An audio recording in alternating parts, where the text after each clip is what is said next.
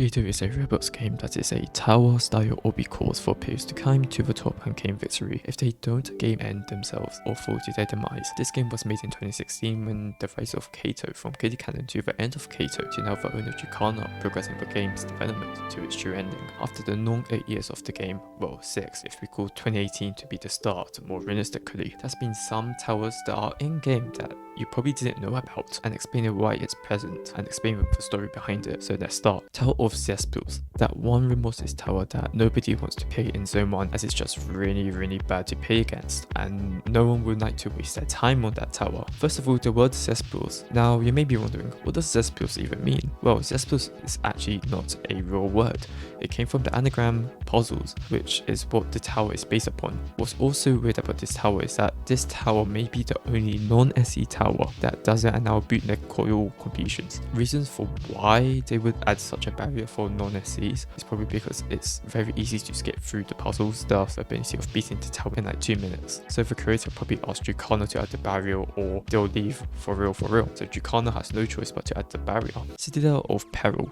I know that Citadel of Peril is not a tower and that I lied to you in this video. I'm so sorry everybody, I let you all down. So this Citadel, when you spawn in, will force you to press the button that activates the rising lava in order to progress through the Citadel. But that wasn't always the case. Yep, a video of Jaru, my favourite punish guy, show a shortcut of how they were able to skip the button. First they used a nav glitch, and with some RNG unlock, they were able to be in a guidable position and able to push themselves up in the frame via being in a corner. I don't know how the Roblox physics works, it just works.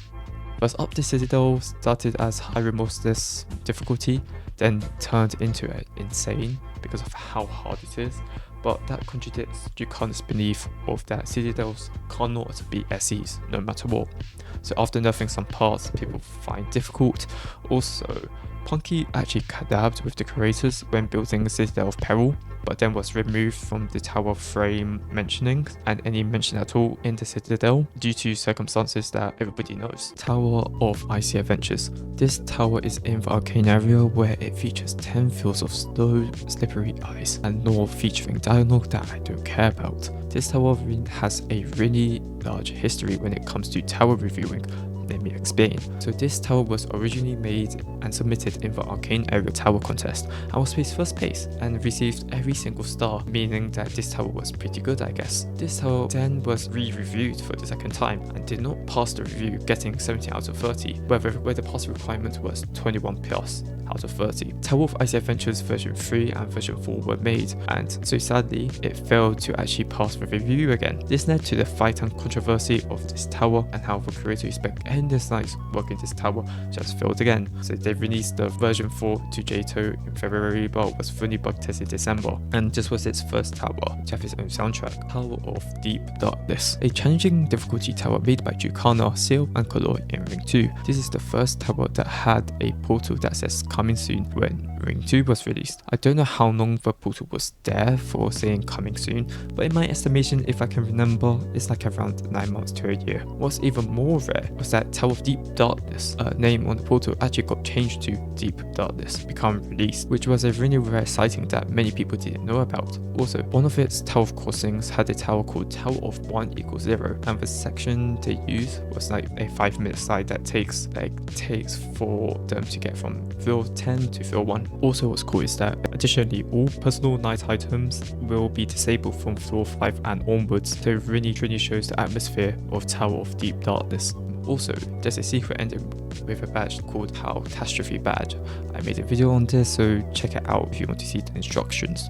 Citadel of Green Staff. Citadel of Green Staff in Zone 2 currently is actually not the original version, but the revamped one. Yes, the footage you are seeing right now is the revamped, so let's switch it to the original and see what it looks like. Yeah, the Citadel doesn't look as good when it's in its original version. The original was added on 18th of September 2019, as the revamped was added on 5th of June 2022, and thank god this actually happened because the quality and gameplay is so much better than the original version. If you think about it, this was the first tower in-game to have a spherical circle-shaped frame was in-game before Tower of modernistic design choices. Citadel of laptop splitting. The Citadel in Ring 1, infamous for having ISO speed to pay the Citadel, actually wasn't supposed to exist in the first place. This was actually to be planned as a tower called Tower of laptop splitting instead, with it being a normal tower and a basement included, but then it became a Citadel when different versions of towers were named and introduced. And I guess the Citadel was also not supposed to be the first one to be in-game. The title used to belong to Citadel of Collaborative Effort, which was supposed to be in Ring 4, but never occurred. After the success of Citadel of laptop splitting, planning to make a sequel called Tower of laptop snapping,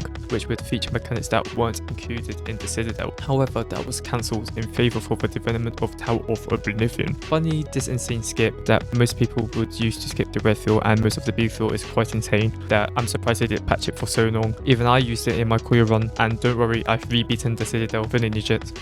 So before we continue this video, I just want to say subscribe. It helps me a lot. I'm trying to hit 5k before the end of the year. It would be nice for me to hit 5k, so thank you. Also, I want to say thank you to my members RNG Noob, Tad of Salt, Zenith007, Official Hater, Floppy, Anagadame, and Makatos for being a channel member, and thank you to the 4 people for staying as a channel member for more than 1 month, which is pretty impressive.